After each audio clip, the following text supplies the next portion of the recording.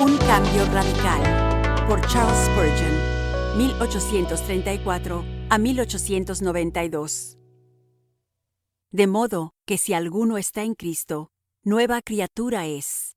Las cosas viejas pasaron. He aquí, todas son hechas nuevas. Segunda de Corintios 5:17. El tema de mi disertación será como sigue. Según nuestro texto y muchos otros pasajes, es necesario un gran cambio en todo aquel que ha de ser salvo, y este cambio se reconoce por señales inequívocas. Para obtener salvación es necesario un cambio radical. Este cambio es total y radical y sucede en la naturaleza, el corazón y la vida del converso. La naturaleza humana es la misma en todos los tiempos, y sería inútil tratar de tergiversar las citas bíblicas diciendo que se refieren a los judíos o a los paganos, porque si empezáramos a hacerlo, ya no nos quedaría nada de la Biblia. La Biblia es para la humanidad, y nuestro texto se refiere a cualquiera, de cualquier país y de cualquier edad. De modo que si alguno está en Cristo, nueva criatura es. Las cosas viejas pasaron. He aquí, todas son hechas nuevas. Damos prueba de este punto recordándoles primero que en las Escrituras los hombres están divididos en dos clases, con una línea divisoria muy marcada entre ellas. Lean los Evangelios y encontrarán que continuamente se hace mención de ovejas perdidas y ovejas encontradas, invitados rechazando la invitación e invitados disfrutando a la mesa, las vírgenes sabias y las necias, las ovejas y los cabritos. En las epístolas leemos de aquellos que están muertos en sus delitos y pecados, Efesios 2:1, y de otros a quienes se les dice, y Él os dio vida a vosotros, Efesios 2:1. De modo que algunos están vivos para Dios y otros están en su estado natural de muerte espiritual. Encontramos hombres de los cuales se dice que están en las tinieblas o en la luz, o vemos la frase que se refiere a ser llamado de las tinieblas a su luz admirable. Primera de Pedro 2:9. De algunos se dice que antes eran extranjeros y extraños, que han sido hechos ciudadanos y hermanos. Leemos de hijos de Dios en oposición a hijos de ira. Leemos de los que se han descarriado y los que han vuelto al pastor y obispo de vuestras almas. Primera de Pedro 2:25. Leemos de los que viven según la carne y no pueden agradar a Dios. Romanos 8:8. Y los que son escogidos y llamados y justificados, y a quienes todo el universo es retado a censurar. El apóstol habla de los que se salvan. Primera de Corintios 1:18. Como si hubiera algunos salvos, mientras que la ira de Dios está en otros. Juan 3:36. Los enemigos son continuamente colocados en contraste con aquellos que han sido reconciliados con Dios por la muerte de su Hijo. Romanos 5:10. Están aquellos que eran extraños y enemigos, haciendo malas obras. Efesios 2:12, Colosenses 1:21. Y aquellos que han sido hechos cercanos por la sangre de Cristo. Efesios 2:13. Yo podría seguir con esto hasta el cansancio. La distinción entre las dos clases se encuentra en las Escrituras de principio a fin, y nunca se encuentra ni siquiera una insinuación de que algunos son naturalmente buenos y no necesitan ser removidos de una clase y puestos en la otra, y no hay nadie entre medio de ambas que se puedan dar el lujo de quedarse como están. No, tiene que haber una obra divina que nos hace nuevas criaturas y que causa que todas las cosas sean hechas nuevas en nosotros. De otra manera moriremos en nuestros pecados. La palabra de Dios, además de describir continuamente las dos clases, muy a menudo y con expresiones fuertes, habla del cambio interior por el cual los hombres son traídos de un estado al otro. Espero no cansarlos si les cito una considerable cantidad de pasajes, pero lo mejor es ir de una vez a la fuente. Este cambio es descrito muchas veces como un nacimiento. Vea el capítulo 3 del Evangelio de Juan, que es maravillosamente claro y directo en este punto. El que no naciere de nuevo no puede ver el reino de Dios. Este nacimiento no es un nacimiento por bautismo, pues dice que va acompañado de una fe inteligente que recibe al Señor Jesús. Vea Juan 1, 12 y 13.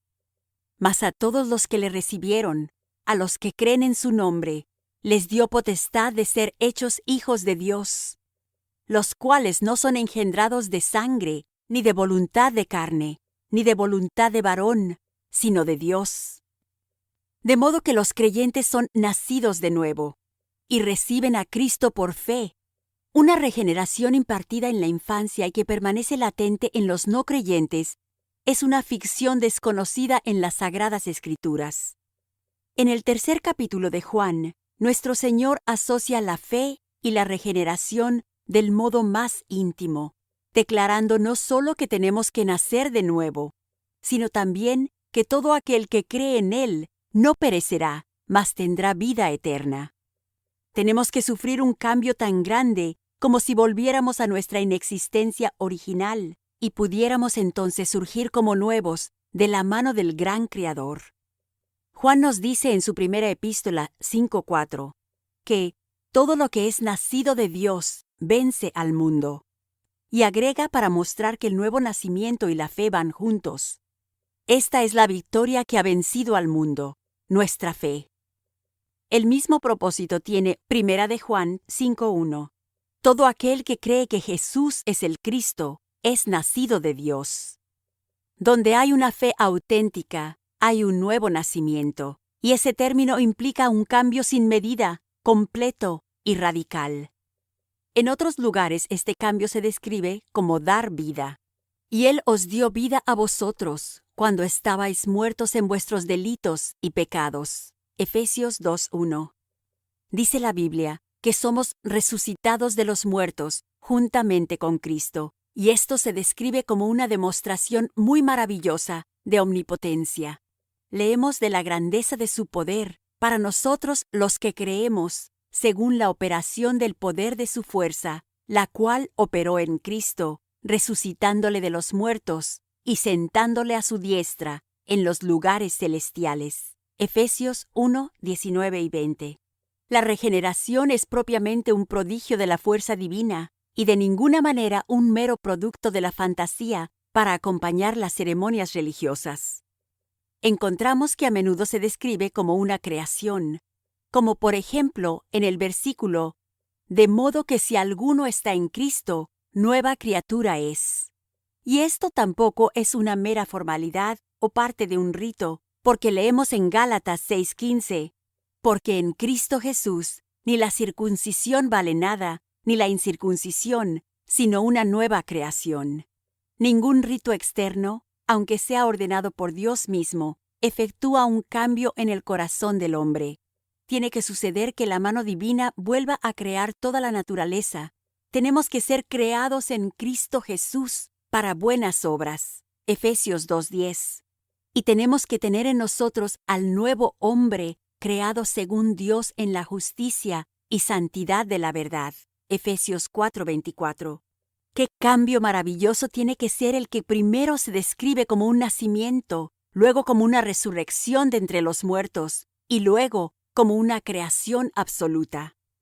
Pablo, en Colosenses 1:13, habla también de Dios el Padre, y dice, el cual nos ha librado de la potestad de las tinieblas y trasladado al reino de su amado Hijo.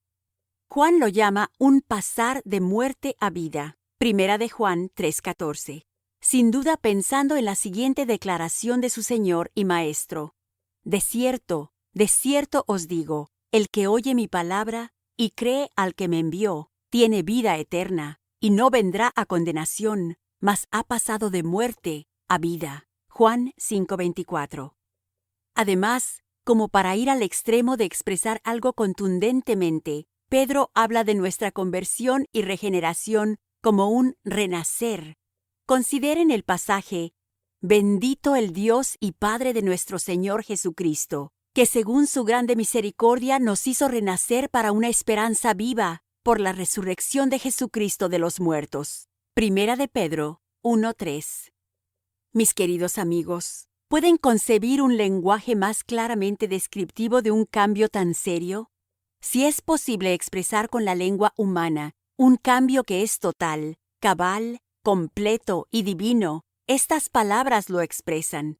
Y si semejante cambio no es lo que tiene la intención de expresar el lenguaje usado por el Espíritu Santo, entonces me sería imposible encontrarle ningún sentido a la Biblia, ya que las palabras más bien serían para confundir que para instruir, lo cual Dios nos libre de creer. Mi reto es para ustedes, los que tratan de contentarse sin la regeneración y conversión. Les ruego que no se conformen, porque nunca podrán estar en Cristo a menos que las cosas viejas pasen para ustedes y todas las cosas sean hechas nuevas. Además, las Escrituras hablan de esta gran obra interior, diciendo que produce un cambio muy maravilloso en el sujeto en el que obra. Regeneración y conversión, el uno la causa secreta y el otro el efecto manifiesto, producen un cambio grande en el carácter. Lean Romanos 6:17. Pero gracias a Dios, que aunque erais esclavos del pecado, habéis obedecido de corazón a aquella forma de doctrina a la cual fuisteis entregados. También el versículo 22. Mas ahora que habéis sido libertados del pecado y hechos siervos de Dios, tenéis por vuestro fruto la santificación y como fin la vida eterna. Fíjense bien en la descripción que el apóstol da en Colosenses 3:9 y 10. Cuando habiendo descrito la vieja naturaleza y sus pecados, dice: No mintáis los unos a los otros, habiéndoos despojado del viejo hombre con sus hechos y revestido del nuevo. El libro está repleto de textos que lo prueban. El cambio de carácter del convertido es tan grande que los que son de Cristo han crucificado la carne con sus pasiones y deseos. Gálatas 5:24. Y así como hay un cambio en el carácter, lo hay también en los sentimientos.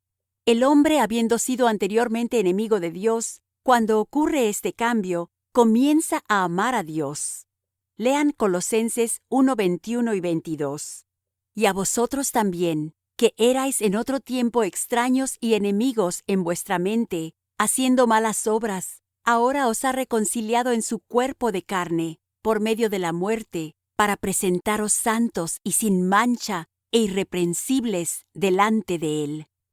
El cambio de enemistad a amistad con Dios surge mucho de un cambio del estado judicial del hombre ante Dios. Antes de que el hombre se convierta, está condenado, pero cuando recibe vida espiritual, leemos: Ahora pues, ninguna condenación hay para los que están en Cristo Jesús, los que no andan conforme a la carne, sino conforme al Espíritu. Romanos 8:1. Esto cambia totalmente su condición en lo que respecta a su felicidad interior. Justificados pues por la fe, tenemos paz para con Dios por medio de nuestro Señor Jesucristo. Romanos 5:1. Paz que antes no teníamos. Y no solo esto, sino que también nos gloriamos en Dios por el Señor nuestro Jesucristo, por quien hemos recibido ahora la reconciliación. Romanos 5:11. Oh hermanos, la conversión efectúa en nosotros un cambio realmente muy poderoso. De no ser así, ¿qué quiso significar Cristo cuando dijo: Venid a mí, todos los que estáis trabajados y cargados, y yo os haré descansar? Mateo 11:28. ¿Es que al final de cuentas no nos da descanso? ¿Es el hombre que viene a Jesús tan inquieto y falto de paz como antes? De ninguna manera. ¿No dice Jesús que cuando bebemos del agua que Él nos da, no volveremos a tener sed? ¿Qué? ¿Nos van a decir que nunca habrá un momento cuando dejemos de tener sed? ¿Nunca un tiempo cuando el agua viva se torne en nosotros como una fuente de agua fluyendo para vida eterna? Nuestra propia experiencia refuta esta sugerencia. ¿Acaso no dice Pablo en Hebreos 4:3? Pero los que hemos creído, ¿entramos en el reposo? Nuestra condición ante Dios, nuestro tono moral, nuestra naturaleza, nuestro estado de ánimo, por la conversión, pasan a ser totalmente diferentes de lo que eran antes. Las cosas viejas pasaron. He aquí, todas son hechas nuevas. Segunda de Corintios 5:17. Pues, amados, en lugar de suponer que nos podemos arreglar sin la conversión, las Escrituras la representan como la gran bendición del pacto de gracia. ¿Qué le dijo el Señor a su siervo Jeremías? Pero este es el pacto que haré con la casa de Israel después de aquellos días, dice Jehová. Daré mi ley en su mente, y la escribiré en su corazón, y yo seré a ellos por Dios, y ellos me serán por pueblo. Jeremías 31:33.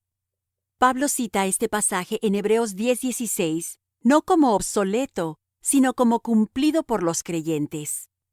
¿Y qué le dijo el Señor a Ezequiel? Presten atención a este pasaje lleno de gracia, y vean qué bendición grandiosa es la conversión. Os daré corazón nuevo, y pondré espíritu nuevo dentro de vosotros, y quitaré de vuestra carne el corazón de piedra, y os daré un corazón de carne. Y pondré dentro de vosotros mi espíritu, y haré que andéis en mis estatutos, y guardéis mis preceptos, y los pongáis por obra. Ezequiel 36, 26 y 27. ¿No es por esta bendición del Evangelio por la que cumplimos todo lo demás? ¿No es esta la gran obra del Espíritu Santo por la cual conocemos al Padre y al Hijo? ¿Saben ustedes algo de esto? Espero que muchos de ustedes lo hayan experimentado y lo estén demostrando con sus vidas, pero me temo que algunos lo desconocen. Que los que son inconversos no descansen nunca hasta que crean en Cristo y tengan un corazón nuevo y se les haya otorgado un espíritu recto. Sepan bien en sus corazones que debe sobrevenirles un cambio que no pueden obrar ustedes mismos, sino que tiene que ser obrado por el poder divino. Existe esto para nuestro consuelo. Jesucristo ha prometido esta bendición a todos los que lo reciben, porque les da el poder de ser hijos de Dios. Este cambio se puede reconocer por ciertas señales. Algunos suponen que en el momento que el hombre se convierte, se cree perfecto. No es así entre nosotros. Otros piensan que el hombre convertido debe estar, desde ese momento, libre de toda duda. Ojalá fuera así. Lamentablemente, aunque hay fe en nosotros, existe también la incredulidad. Algunos sueñan que el convertido ya no tiene nada que buscar. Pero no es eso lo que enseñamos. El hombre vivo para Dios tiene más necesidades que nunca. La conversión es el comienzo de una vida entera de conflictos. Es el primer golpe en una batalla que nunca terminará hasta que estemos en la gloria. A cada caso de conversión le siguen las siguientes señales. Siempre hay un sentimiento de pecado. Pueden estar seguros de que nadie encontró paz con Dios sin primero arrepentirse del pecado y saberlo, una cosa impía. Los horrores que algunos han sentido no son esenciales, pero una confesión completa de pecado ante Dios y un reconocimiento de nuestra culpabilidad es totalmente esencial. Los sanos no tienen necesidad de médico, dice Cristo, sino los enfermos. No he venido a llamar a justos, sino a pecadores. Marcos 2:17. Dios no sana a los que no están enfermos. Nunca viste a los que no están desnudos, ni enriquece a los que no son pobres. La verdadera conversión siempre incluye el sentimiento humilde de la necesidad de la gracia divina. Siempre va acompañada de una fe sencilla, auténtica y real en Jesucristo. De hecho, esa es la propia marca del Rey. Sin ella, nada es de ningún valor. Y como Moisés levantó la serpiente en el desierto, así es necesario que el Hijo del Hombre sea levantado, para que todo aquel que en él cree no se pierda, mas tenga vida eterna. Juan 3, 14 y 15. Y este pasaje se pone lado a lado con «es necesario nacer de nuevo», en el mismo discurso, por el mismo Salvador, al mismo interlocutor. Por lo tanto, llegamos a la conclusión de que la fe es la marca del nuevo nacimiento, y donde ella está, allí el Espíritu ha cambiado el corazón del hombre, pero donde no está, los hombres siguen muertos en sus delitos y pecados. Luego, La conversión se reconoce por este hecho, que cambia al hombre total. Cambia el principio según el cual vive. Vivía para sí, ahora vive para Dios. Hacía lo bueno, porque temía el castigo si hacía lo malo, pero ahora desprecia lo malo, porque lo aborrece. Hacía lo bueno porque esperaba merecer el cielo, pero ahora no lo mueve un motivo tan egoísta. Sabe que es salvo y hace lo bueno por gratitud a Dios. Sus objetivos en la vida han cambiado. Vivía para obtener honor humano o ganancias. Ahora vive para la gloria de Dios. Lo que antes constituía su bienestar ha cambiado. Los placeres del mundo y el pecado no significan nada para él. Encuentra bienestar en el amor de Dios derramado en su corazón por el Espíritu Santo. Sus deseos han cambiado. Aquello que antes anhelaba y por lo cual suspiraba, ahora ya no le interesa. Y aquello que antes despreciaba, ahora anhela, como el ciervo brama por las corrientes de las aguas. Sus temores son diferentes. Ya no teme al hombre, sino que teme a su Dios. Sus esperanzas también han cambiado. Sus expectativas son superiores. El hombre ha iniciado una nueva vida. Un converso dijo en cierta ocasión: o el mundo ha cambiado, o he cambiado yo. Todo parece nuevo. Aún los rostros de nuestros hijos nos parecen diferentes, porque los vemos de manera diferente, como herederos de inmortalidad. Vemos a nuestros amigos desde un punto de vista diferente. Aún nuestros quehaceres parecen diferentes. Hasta el esposo se levanta por la mañana con un espíritu diferente, y los hijos son puestos a la cama por la madre con un estado de ánimo diferente. Aprendemos a santificar el martillo y el arado por medio de servir al Señor con ellos. Sentimos que las cosas que son vistas son sombras, y las cosas que oímos no son más que voces del país de los sueños. Pero lo no visto es sustancial, y a ello que oído mortal no oye, es la verdad. La fe se ha convertido para nosotros en la certeza de lo que se espera, la convicción de lo que no se ve. Hebreos 11:1. Podría seguir hablando de esto, pero nadie lo entendería, excepto los que lo han experimentado. Y los que no lo han experimentado, no digan que no es cierto. ¿Cómo lo saben? ¿Cómo puede alguien ser testigo de lo que no ha visto? ¿De qué valor es el testimonio de alguien que empieza diciendo: no sé nada acerca de esto? Si un testigo digno de creer declara que tal cosa ha sucedido, es fácil encontrar a 50 que dicen que no lo vieron.